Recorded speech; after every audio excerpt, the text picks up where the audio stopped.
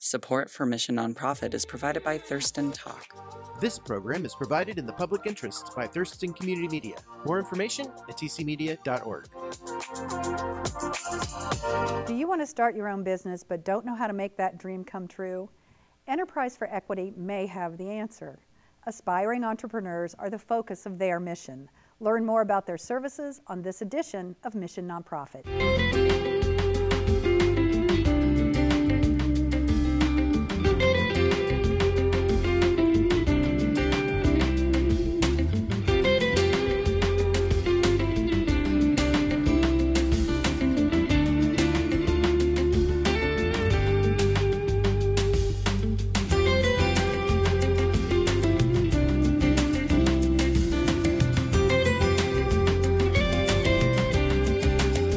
Welcome to Mission Nonprofit. I'm Deborah Vinsel. Starting a business takes time, passion, and financial resources. Enterprise for Equity's focus is helping individuals turn their small business dream into a successful reality. Joining us today are Aubrey Abe Burt, the co-founder of Ilk Beer and Ilk Lodge, and Beth Enriquez, the executive director with Enterprise for Equity. Thank you both for taking time to come be with us today. Thanks for the invitation. I've known about Enterprise for Equity for a long time, and I've always been really fascinated by your mission and the work that you do. So Beth, why don't you tell us a little bit about the organization, its history, Sure. you know, that type of stuff. Yeah, you bet. My pleasure. So Enterprise for Equity has been around for about 25 years.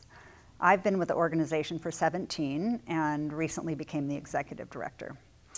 We were really birthed out of a global movement that started, I want to say, in the late 70s through this genius and inspiration of a man named Muhammad Yunus, who's an economist and a social entrepreneur, and had left Bangladesh and gone overseas and studied and gotten advanced degrees in economics, but then returned to his country with a real keen interest in trying to understand how people were making ends meet, and quickly realized that there were a bunch of women acting as entrepreneurs trying to patch together income for their families through doing things that we would now consider like cottage industry type work, maybe weaving textiles or raising animals to sell their cheese or milk.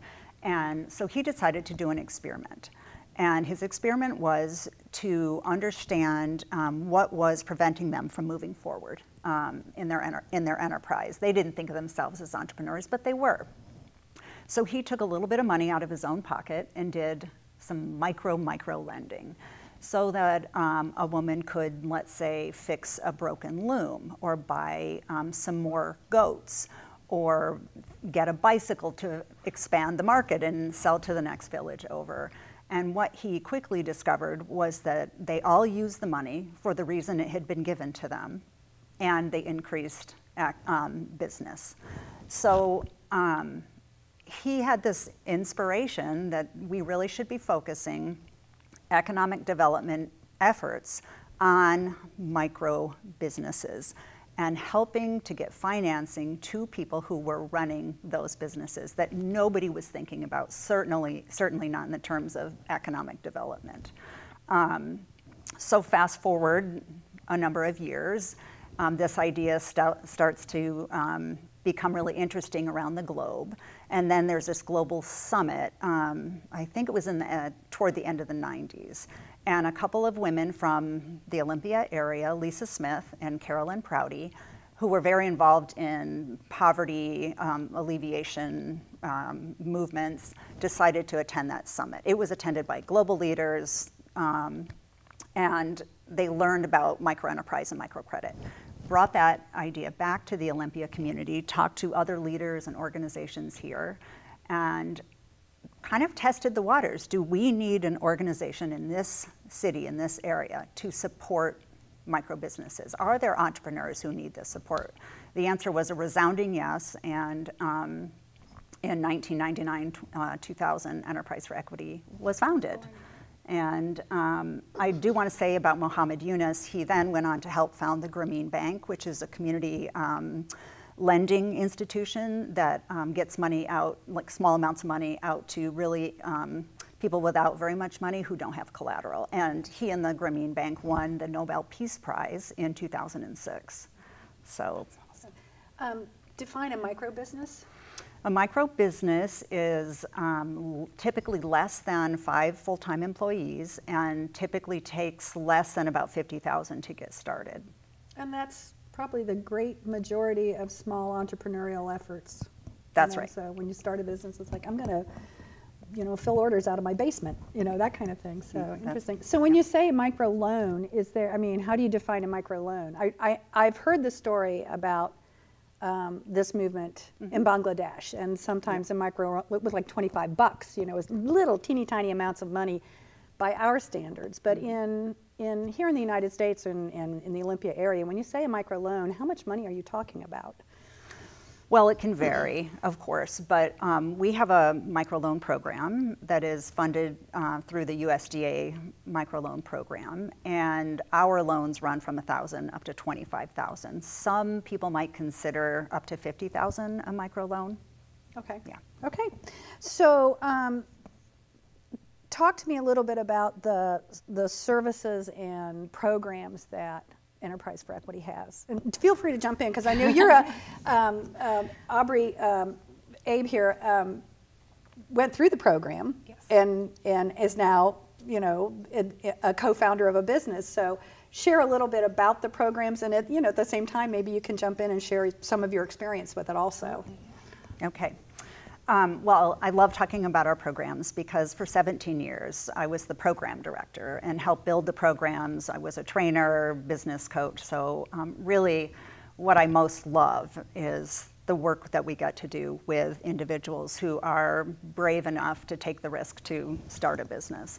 So our programs include a 2-day business readiness workshop where pretty much anybody who has a business or but maybe is struggling or doesn't understand certain aspects of their business, or somebody who's thinking about launching a business, can come, spend 2 days in this sort of think tank, what I call dream holding, myth busting, self-employment reality check environment where there's a ton of expertise and support, and really mess around with their business idea to see how feasible it really is for them. And feasible is a very personal experience, right?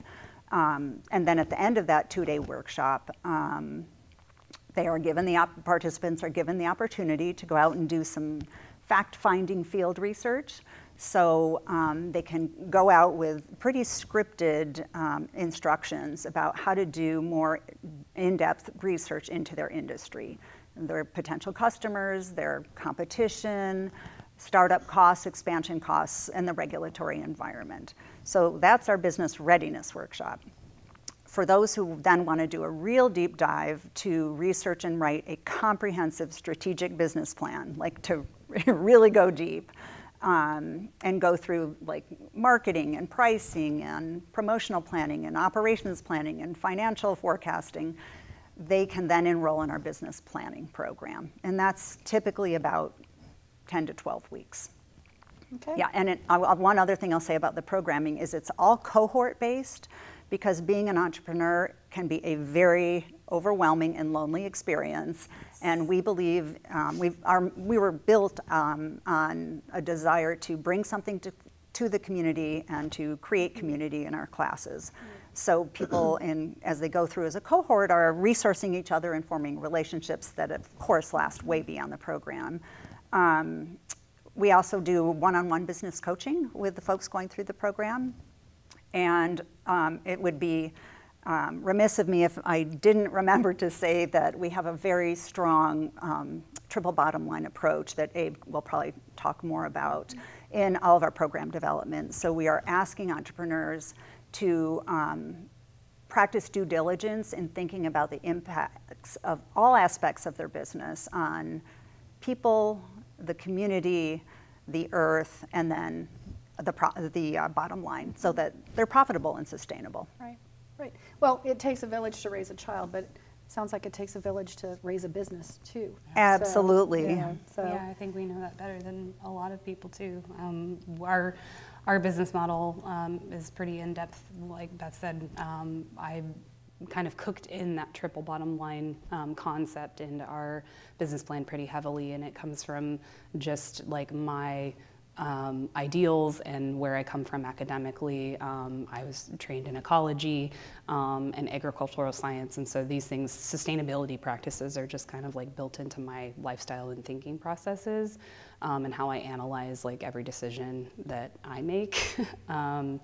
And one thing that Beth also didn't mention that is very important for people who are considering doing something like this is that what they provide is on a sliding scale. Which is huge when, especially for Pat and I, when we went into this process, like we were starting from zero, and you know, we both have terrible credit, and all of that thing felt like a huge barrier. And so even paying, you know, any amount of money for education seemed daunting. And so when they were like, but it's sliding scale, and you know, as a business, no matter how many business partners you have, you can all attend the class for one fee. Or actually for free. They've been free for the last year. They've been free for the last year, but like when I went, that you know, subsidy wasn't there quite yet, but I paid I paid all of $700 for this 12-week program. That's a whole quarter of school, and that's all I paid, and we could both benefit from that, which essentially has benefited our whole business. And so I think that's a huge thing to mention for people. And you know, it's worth one conversation to say, like, I don't have that. What can you do to help me? And they want to help. So they're going to find a way that you can attend that class, especially for people with marginal backgrounds. Like, that's what they're there for. And I've had so many friends benefit from that already. So that's huge. But yeah, so I think for us and our business plan, and for me specifically, I came in not thinking that I would ever start a business. And, you know, then Pat and I decided to go in on this, and I was like, well, if I'm gonna do this, I wanna go 100%. I'm a foundational learner. I wanna learn, you know, from the bottom up, like what I need to do to create a sustainable business, because if I didn't have all of those ducks in a row, to me, I'm like, well, then this isn't a long-term thing, and I'm gonna fumble. And when it comes to in the future needing to hire employees, I want to make sure that I have a strong foundation so that, you know, I can operate from that standpoint. And so for me, I was like, look, I've done everything in my industry, in the beer industry, except brewing. I have bookkeeping background, I have this, I have that, but I've never actually run a business from the back end, right? And so it's like, oh, I was always a hired hand to do management and people, but I had never done like the books. And so that was a huge part of where I was like, I need that. And so I came in knowing that about myself and like what I was aiming for, and to fill the gaps that I needed to fill to feel confident about starting this business, so that I could take care of people. And so that's a huge part of what I got out of it was, cool, I gained all of the knowledge that I was missing to get me the confidence and the motivation that I needed to take the scary steps that were ahead of me, which are huge. They are huge, even if you're on a smaller scale than we are, like it still is scary. And you know, that's what being brave is like, you know, being afraid and doing it anyway. But having a huge support is necessary. Like it is a lonely process. Even today, I have a ton of business partners. I have a lot of support, but sometimes your experience is very individual. And you can feel alone when nobody understands like the special experience that you're going through. And so in coming into a group where we're all there to do a very similar thing and it's a shared experience with us, then we can be each other's sounding boards. And I have found that like more helpful than almost everything, because you have people to talk to about these things. They're going through the same process, so they have the same the emotional processing. The emotional processing of it is huge. And then especially with like other females and queer identifying people that like aren't as supported or seen in our community or even my industry sometimes. And so like to me that was huge to find other people, other women, other queer folks who were trying to do, you know, not necessarily the same thing, but we're trying to start businesses. Right. And we're up against a disadvantage in general. So you mentioned specifically the queer LGBTQ community. Do you have classes that are geared specifically toward like the BIPOC community or the LGBTQ community or the community of people with disabilities, or are your classes kind of everybody come, everybody's, you know, mainstream together? Right. And because there are some there are some specific needs for different communities that may not be served in that model. So. That's right. So not going to be a short answer. I do need to back up and say that our organization was founded on the mission to serve people with limited incomes in rural areas. And as a result of being set up to serve people with limited incomes, we designed our programs, we designed our processes, everything, and went after funding to really lower the barriers so people could access business, really, really top-notch, human-centered programming. And I would say, I hope you would agree that it's top-notch and human-centered. And yeah, and I will say too, is like, you know, friends of mine that I've formed relationships because of Enterprise for Equity. I made so many actually really strong friendships in my class that I did for 12 weeks. And those folks even like were able to get extra attention and extra services as needed. Like they would always just reach out to the team and say, hey, I need this extra time from you. And any of the instructors would always, they're like, you know, this is within our budget for the quarter or whatever, but it's you and we're here to help regardless. And they would always give extra time. Just because it's what they believe in, and like that proves to me that like even when they're not necessarily getting paid for that time, they're here for us, and that's a huge part of like the takes a village part of like we're all putting in the time because we need it, and we believe in it. But yeah, so we are a statewide vendor with the Division of Vocational Rehabilitation. So for people who are living with disabilities, who are working with DVR, if they want to pursue self-employment, then we can work directly with them. We have had programs that are specifically set up for those in agriculture, those in food-based businesses, artists and creatives. We just had our first BIPOC-only business readiness workshop. We have had business readiness workshops for the Guatemalan indigenous and refugee community through our partnership with Cielo. We have just completed a 2-year contract with SPIPA. So all of our trainings were for indigenous entrepreneurs. We had a 4-year contract with the Department of Veterans Affairs. So we had a lot of programming for veterans. And over the last few years, more and more participants have said, in order for your programs to be more accessible for those with ADHD or who are neurodistinct, we recommend XYZ. So our team has undertaken a lot of trainings, and we have reworked our curriculum and are continuing to do so to be more accessible and more accommodating. We've had our program, our material translated into Spanish, so we now can offer programs in Spanish, and actually one of our newest business trainers is Guatemalan, and he's trilingual, so he speaks English, Spanish, and Hmong, which is the primary language spoken by the Guatemalan community here in Mason and Thurston counties. So let's see, we also did some community conversation, focus group, listen and learn events this year. One with queer entrepreneurs, one with BIPOC entrepreneurs, and 2 with creative entrepreneurs. Those were all facilitated and led by people who identify within those groups. And the goal was to really understand what is it like to be othered and to be an entrepreneur. What are your barriers? What resources do you need? And then those facilitators brought reports back to our team, and we have been debriefing, finding the commonalities, any common denominators, and developing future programming based on our learnings. Fabulous. So I want to kind of loop back around to this idea of a cohort. So you come through a 12-week program with a cohort.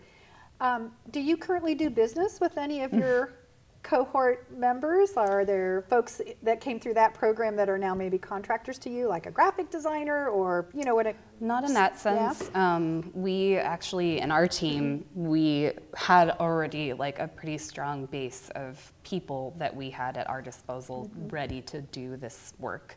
And so I made some great relationships, and actually today I was texting with Carissa, who owns a farm, Withy Windle Farm, and raises sheep and pigs, who wants to source some of our spent grain to feed her animals. And I've had two other Enterprise for Equity graduates with their own farms who are also female reach out and say, hey, would that also be something we could do? And so we're in conversations about that, which is pretty cool because it helps us be more of a closed system.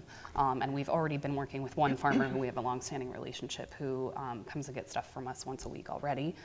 So only adding to that helps more of our mash, go into that process.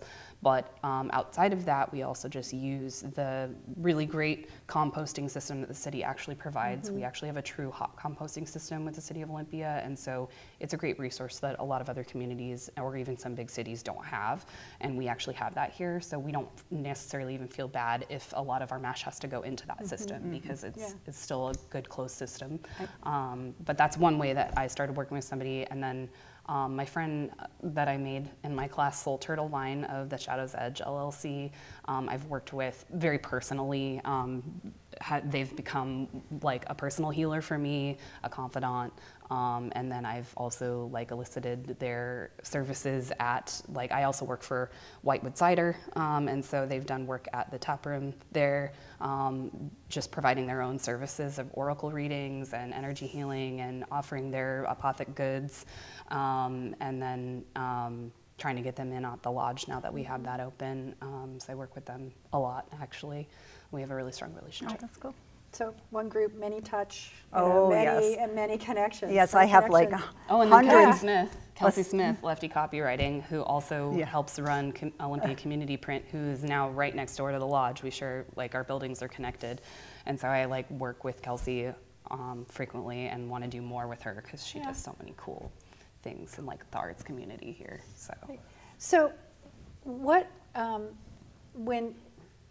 how did you end up finding Enterprise for Equity? I mean, was it I want to start a business and I know there's this group, or I want to start a business, I don't know what I'm doing, and somebody said, hey, here's this group you need to talk to. How did you get introduced? I have a really amazing friend named Diane Carney who's been a part of this community for years and years.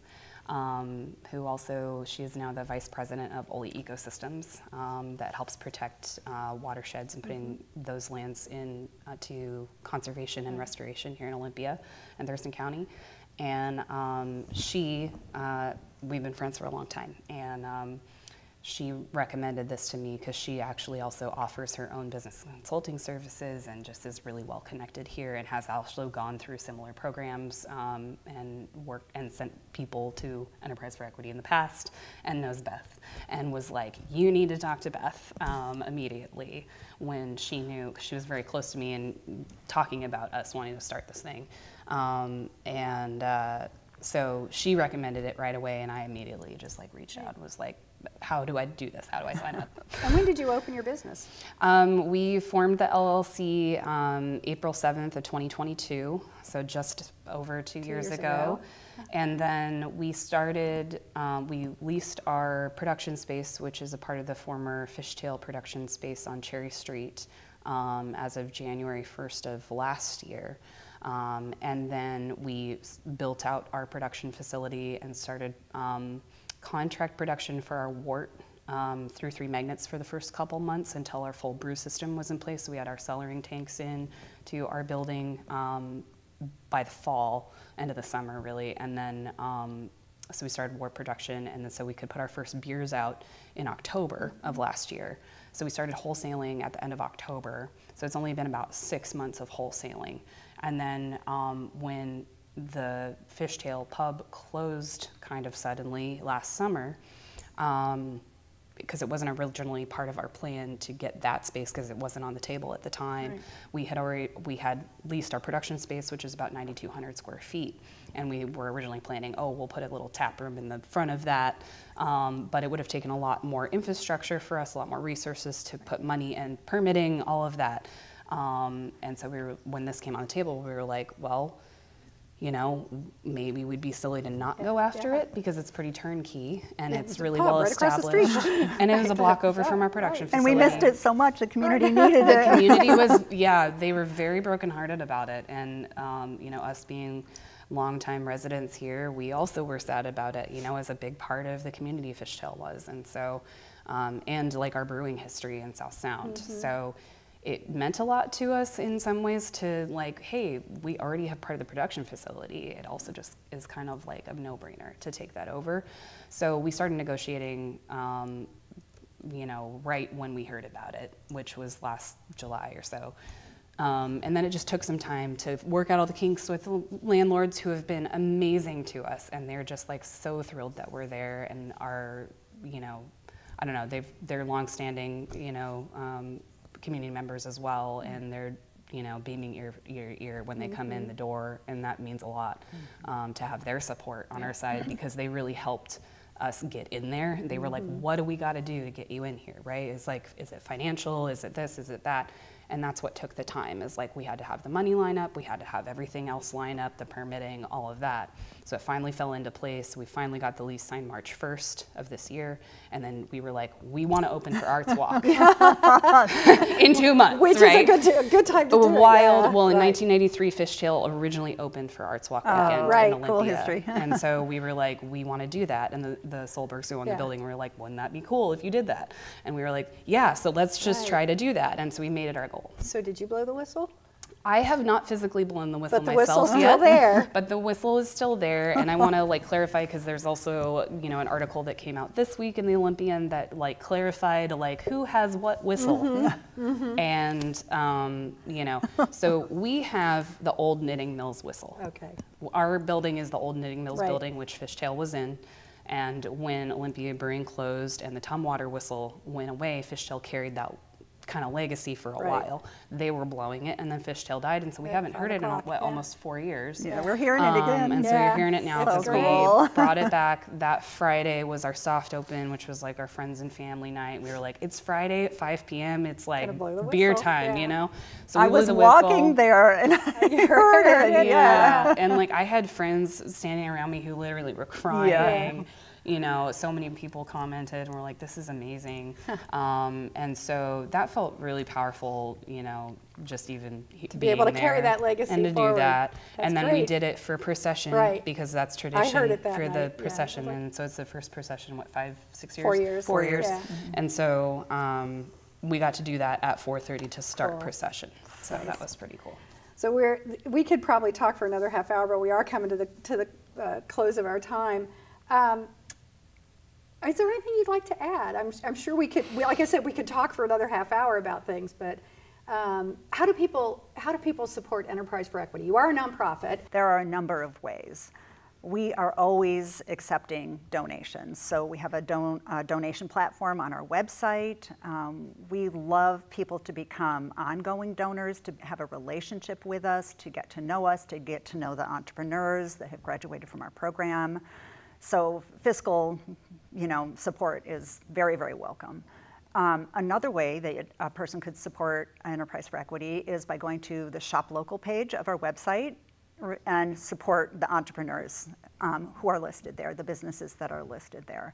Shopping locally matters a lot. I think, you know, we certainly have all heard that, but when you really think about the type of city you want to live in, what types of things you want there, I think they are unique businesses run by really interesting, innovative people that you can get to know, that you can have a conversation with, that you can take your out-of-town friend to and say, hey, we've got this cool, you know, whatever, restaurant, or we work with a lot of farmers and food producers, so if you believe in eating from locally grown products. That's just another way to support the work that we're involved in. And it only makes those businesses a success story for Enterprise for Equity too. Yeah, That's huge. Exactly. How many businesses have been launched as a result of Enterprise for Equity's existence? Do you have an estimate? Oh my gosh. Over 25 years? Yep, I wish we had a better estimate of how many have launched and continued, but we have had at least 900 or 1,000 people go through our, must be 60 hours of business training by the time they say goodbye to us at the end of class. How many are still in business? I don't know for sure. And we do serve a really broad region. So we are all over the peninsula, as well as Lewis and Mason and rural Pierce counties. And a lot of the businesses, in fact, the majority of the businesses that we've worked with are sort of invisible businesses. Mm-hmm. So they are a copywriter or a desktop publisher or a website designer. So Abe and Abe's partners, businesses are very, very visible, but the majority are probably service-based or a little bit quieter, but impactful. And what's your website? Enterpriseforequity.org. .org. Okay, enterpriseforequity. Well, I need to wrap this up. Oh. I know, like I said, we can keep talking, but it's fascinating. I've always loved your organization. Congratulations to you, and good luck moving forward. And we'll listen for the whistle at 5 o'clock on Fridays. Monday through Friday. Every night at 5 o'clock. So nonprofit organizations in our community help care for our neighbors and children. They inform and educate us. They enrich our lives with the arts and performances, and they help to keep our community safe and healthy. Join us again next month when we introduce you to the important work of another great local organization right here on Mission Nonprofit. I'm Deborah Vinsel. For all of us here at Thurston Community Media, thanks for watching.